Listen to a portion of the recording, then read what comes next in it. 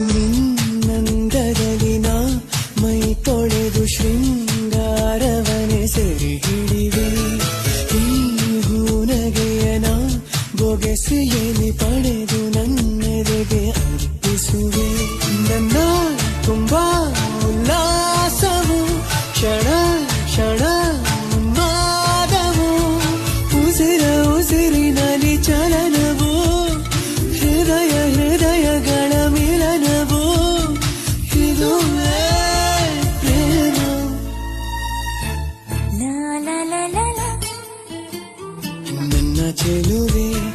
ನನ್ನ ಚೆಲುವೆ ಸಾವಿರ ಹೂಗಳಿಗಿಂತ ಚೆಲುವೆ.